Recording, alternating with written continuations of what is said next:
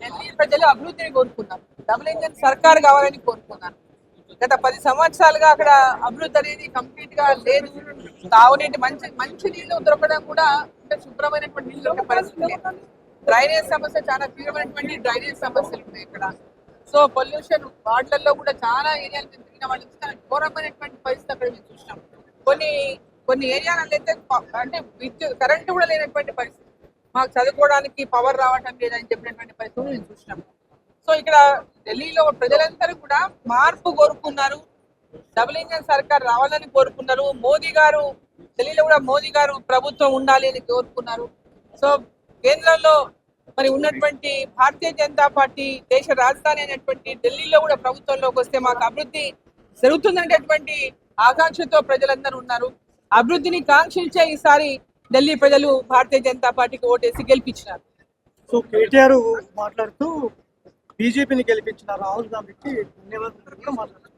అంటే అక్కడికి బీజేపీ గెలిచే అవకాశం. ఇప్పుడు వాళ్ళ గురించి మాట్లాడలేదు. కాంగ్రెస్ పార్టీ పరిస్థితి దేశమంతా చూస్తున్నాం.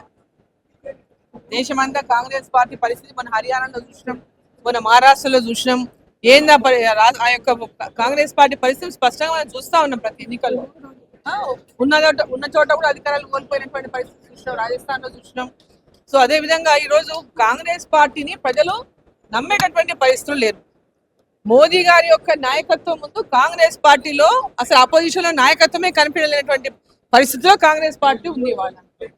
సో అపోజిషన్ లో ఉన్నటువంటి కాంగ్రెస్ పార్టీ పార్లమెంట్ లో రాహుల్ గాంధీ గారు అసలు అపోజిషన్ లో లీడర్ ఎలా ఉండాలి, ఏ విధంగా ప్రజల సమస్యల పైన మాట్లాడాలి, పార్లమెంట్ లో ఆ సమస్యలన్నింటి కూడా చర్చించకుండానే రోజు ఏదో ఒక ఇష్యూ తీసుకోవడము, పార్లమెంట్ జరగకుండా అడ్డుకోవడము, పార్లమెంట్ లో అన్ని రకాలుగా అంటే ఇప్పుడు క్వశ్చన్ అవర్ జరగకుండా ఎలాంటి చర్చలే జరగకుండా అడ్డుకునేటటువంటి పరిస్థితి మనం చూస్తున్నాం. రోజు వాళ్ళు పార్లమెంట్ లో చర్చించలేకనే పార్లమెంట్ ను రోజు అడ్జైన్ చేసేటువంటి పరిస్థితి కల్పిస్తా ఉంది కాంగ్రెస్ పార్టీ. సో ప్రజలు కూడా ఇవన్నీ గమనిస్తా ఉన్నారు. ఇవాళ ప్రజలు గమనిస్తా ఉన్నారు. ఈ దేశ అభివృద్ధి కావాలన్నా, ఆ రాష్ట్రాల అభివృద్ధి కావాలన్నా ఖచ్చితంగా భారతీయ జనతా పార్టీ ఉండాలి అనేటువంటి ఆకాంక్ష ప్రజల్లో కనిపిస్తా ఉంది వాళ్ళ స్పష్టంగా.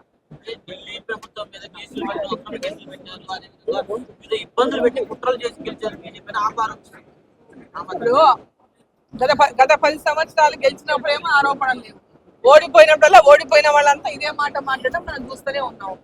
మొన్న ఈవీఎంల గురించి కాంగ్రెస్ పార్టీ మాట్లాడుతున్నారు. గతంలో వాళ్ళు అధికారంలో వచ్చినప్పుడు లేదు దాని గురించి. ఇప్పుడు వాళ్ళు ఓడిపోతే ఈవీఎంలని బ్లేమ్ చేస్తున్నారు.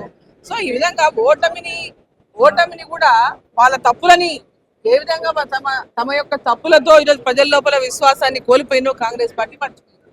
కేజ్రీవాల్ తన చేసినటువంటి అవినీతిని అంటే మన తెలంగాణ నుంచి ఢిల్లీ దాకా వాకింది లిక్కర్ అవినీతి. ఆ అవినీతి వల్ల ఈరోజు అభివృద్ధి చేయకపోవడం వల్ల, ప్రజలని మోసం చేయడం వల్ల కేజ్రీవాల్ ని ఓడించాలని ఢిల్లీ ప్రజలు కట్టుకట్టుకొని పెద్ద ఎత్తున ఈసారి ఓడించినారు. అంటే ఎక్కడ పోయినా మీకు చాలా స్పష్టంగా ప్రభుత్వం మీద వ్యతిరేకత కనిపించింది ఢిల్లీలో, కేజ్రీవాల్ మీద వ్యతిరేకత చాలా స్పష్టంగా కనిపించింది ఢిల్లీలో. మోదీ గారు ఉండాలా, ఇక్కడ ఖచ్చితంగా డబుల్ ఇంజన్ సర్కార్ రావాలి, మాకు డెవలప్మెంట్ కావాలని ప్రజల్లో కూడా ఆకాంక్ష కనిపించింది. సో ఈరోజు ఒక విశ్వాసం, అభివృద్ధి ఎవరి వల్ల జరుగుతుంది, ఎవరుంటే దేశానికి బాగుంటుంది, ఎవరుంటే ఈ రాష్ట్రానికి అభివృద్ధి జరుగుతున్న లక్ష్యము ఈరోజు ఆ యొక్క విషయాన్ని ప్రజలు చేయగలుగుతుంది అంట స్పష్టంగా.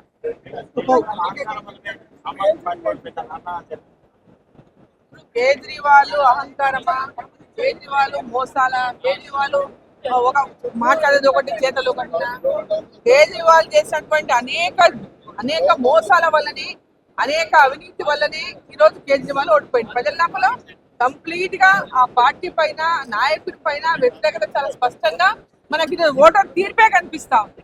అంటే తప్పుడు ప్రచారం చేయడంలో బీజేపీ సక్సెస్ అయింది. ఒక గ్లోబల్ ప్రచారంతోనే ఢిల్లీలో కావచ్చు, గత ఎన్నికల్లో కావచ్చు ఓట్లు సంపాదించుకున్నదనే ప్రచారం కూడా ఓడిపోయిన వాళ్ళంతా కూడా మేము ఎందుకు ఓడిపోయినామా అనేది వాళ్ళు తీసుకోవాలి. అది కాకుండా ప్రతిపక్షాలకు ఇట్లా మాట్లాడేది వల్లనే, మమ్మల్ని ఈ విధంగా బ్లేమ్ చేసినందు వల్లనే అని వాళ్ళు అనుకోవడం అనేది కరెక్ట్. అది వాళ్ళు కనుక నిజంగా వాళ్ళు చేసినటువంటి తప్పులు తెలుసుకోకుండా ఇప్పటికి కూడా మేము చేసిన పొరపాట్లు ఏంటి, ప్రజలు మమ్మల్ని ఎందుకు తిరస్కరించినారు అనేటటువంటి రివ్యూ లేకుండా అది కూడా దాన్ని వాళ్ళ ఓటర్లు కూడా ప్రతిపక్షాలే కారణం అనేటటువంటిది మాట్లాడడం సమంజసం. ఢిల్లీ ప్రభావం తెలంగాణపై ఏ విధంగా ఖచ్చితంగా ఉంటది.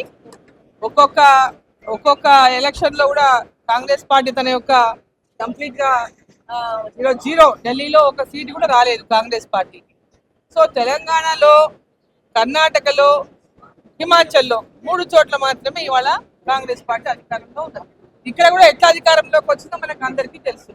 ఇప్పుడు రాష్ట్రంలో ఎంత ప్రజా వ్యతిరేకతను కాంగ్రెస్ పార్టీ ఎదుర్కొంటుందో మనం అందరం చూస్తున్నాం. ఇలా ప్రజలకు ఇచ్చిన హామీలను అన్నిటి కూడా ఇవాళ ఏ ఒక్క హామీ నెరవేర్చకుండా కేవలం హామీలని కాగితాలకే పరిమితం చేసిండు, కేవలం మాటలకే పరిమితం చేసిండు.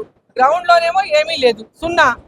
ఈరోజు తెలంగాణ రాష్ట్రంలో కూడా వచ్చే ఎన్నికల్లో కాంగ్రెస్ పార్టీ తీవ్రమైనటువంటి వ్యతిరేకతను ఇప్పుడు ఎదుర్కొంటుంది. కాబట్టి వచ్చే ఎన్నికల్లో తప్పకుండా అధికారం కోల్పోవడం ఖాయం. తెలంగాణ ప్రజలు కూడా మార్పు కోరుకుంటున్నారు. భారతీయ జనతా పార్టీ భవిష్యత్తులో తప్పకుండా అధికారంలోకి తీసుకొస్తారనే విశ్వాసం కూడా మాకు. జై బీజేపీ.